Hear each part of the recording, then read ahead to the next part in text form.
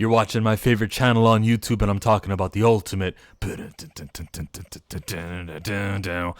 Black Panther. Issue number 4 this week came out. Slow rollout. They're doing the $5 comic. You get more pages than the standard $20, $4 comic, but maybe you don't need that, because I feel like Bryan Edward Hill doesn't pace himself appropriately for why every story needs to be this 25-page epic, $5 epic.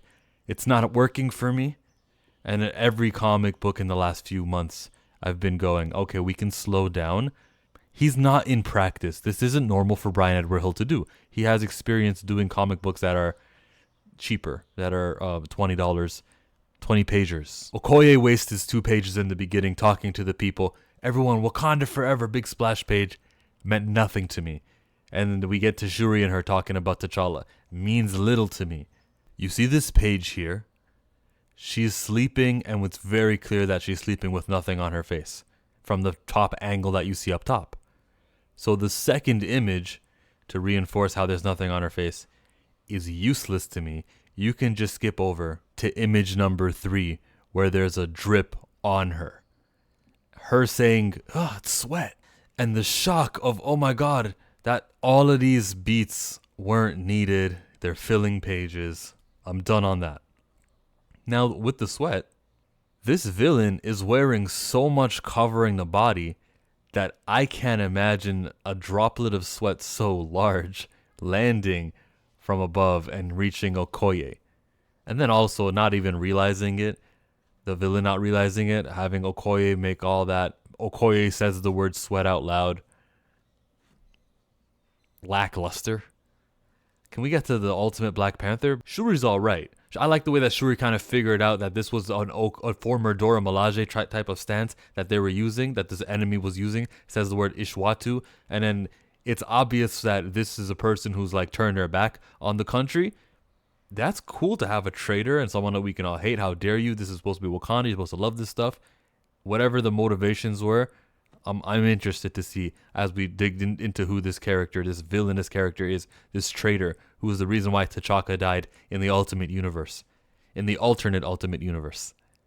Shuri is cool, and there is an amazing part where the villain says, Azarath Metriol Zinthos.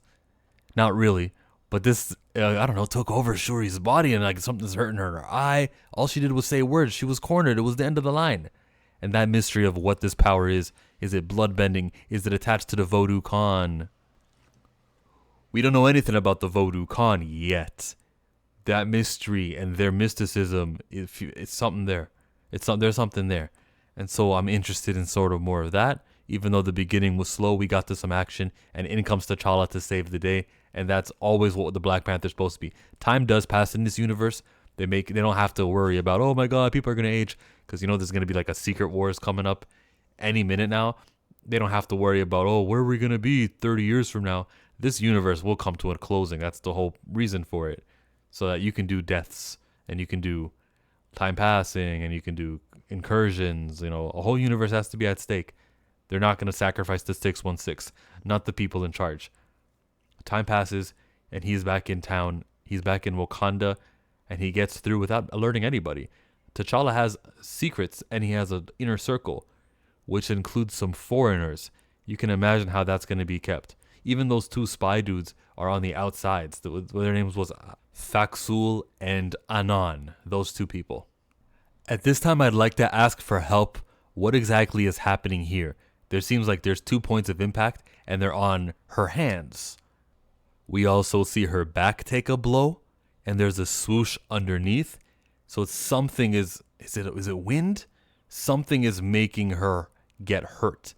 Is T'Challa right now, who's about to pop on screen, you will not harm the queen, utilizing Aurora's powers? Or option B, is that small thing, it looks like he's putting it back in his arm. Was that little thing doing all the work? Does he telekinetically have a little diamond of vibranium that he controls? I want to have further clarification, because you can see in the middle of that, between where what he's removing, the piece he's removing, and between his arm, there's that yellow, and that yellow is also The same shade of yellow they're using here in these images. I had a hard time figuring it out. I'm not mad at it. He's got a superpower, and probably the more times I see it in different angles, and it'll be explained further. I don't need words to explain it. Just the more visuals, the more angles of that device that he's using, that he's picking out, it makes more sense. Is it moving really fast and zipping around? What is it? Comment section, help me out. Help us out. I'm going to lean towards this little triangular pyramid small device that comes out of his nails, and the vibranium is not related to Storm, but I mean, you can see why I do believe it. Anyways, I'm lost. Thanks. The villain lights up avatar mode, and then boom, it just explodes. I guess that's it. There was like a failsafe if one of our ranks, like the Neji Hyuga thing in Naruto. If one of the people we have under control are compromised, we eliminate them. That's very Israeli. I'm talking about real ongoing stuff. All eyes on Rafa. They wouldn't want to have more hostages or anything, so they'd rather, you know what I mean, to their own people. The villains Khonshu and Ra are talking. Hey, don't underestimate T'Challa. Hey, we're really evil. Here's 2 pages of just, fine, I'll do it myself. So we can expect things to amp up and see exactly how they fight in the next upcoming issues. And reminder that in the alternate universe, that they're the ones in charge of this continent, which is called Africa. And I like to call El Kebulan, because I'm a know-it-all. Cut to Okoye having an argument with T'Challa. Look at that face. Oh my god. He's being super secretive even with her. For now. He's going to eventually confess up and explain, like, you're part of this inner circle. Okay, don't worry. Okay, Okoye, you're one of us.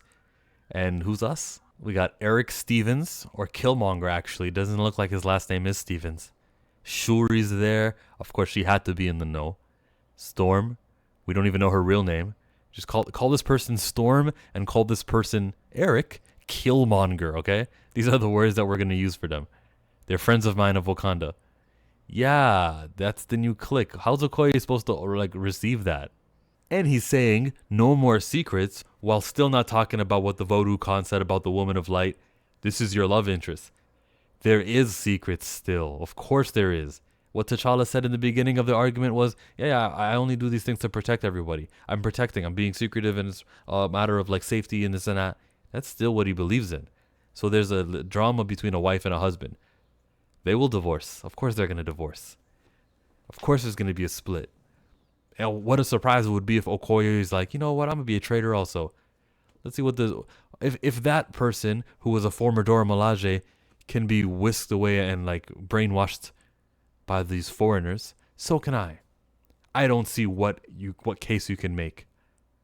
I've seen the movie where Eric was like, everyone looks like us. You could say that. Ra and Khonshu aren't coming from that angle of everyone looks like us and they're being oppressed. We need to protect. That's not the angle. So why would you sell out Wakanda at all? Brainwashing it exists, but I'm not using brainwashing right now. I don't know the motivations behind that turncoat who we just saw light up and die. What would it take to get Okoye to flip? I'm not worried about Shuri. And, Killmonger's Killmonger, right?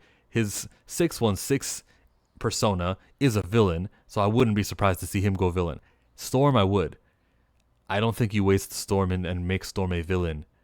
But it's what the alternate universe is for. You're really not supposed to use any of the 616 and act like it's supposed to be, okay, well, that's what it means. That's how it goes there. That's how it goes here. You can do that, but that's what the twist is. The twist is this good guy is actually a bad guy. Hard to predict. Did I enjoy reading this issue? Yeah, it was a good pickup. How did you feel about reading it? Engage with this. Ultimate Black Panther talk is going to continue here. Last week I did chat with, last month, I talked on Pals Pulls. So if you go to the Comics Pals, that's my coverage of this comic book. I'm looking to have a panel of people joining for this comic book. And then Blood Hunt, which is of the actual real Black Panther, like the 616 version, written by Cheryl and Eaton. That one's getting a review. Lickety split. I think Wednesday morning. You can count on a comic book review for Black Panther Blood Hunt on Wednesday morning. Because that's the real Black. This is the ultimate T'Challa. This one doesn't count. I still feel that way. As I told you the first time this book came out. This isn't real. This is ultimate. This isn't the 60-year continuity. This isn't that. And that's how I feel, man. I'm consistent at one thing at least. It's that. I don't care about Woman of Light as much as I care about 616 Storm. Alright, I'm out. There's the video right up there that I said I was going to pop up. It's right there. Over there is where you're going to click right now and watch that video. Boom. Free Palestine.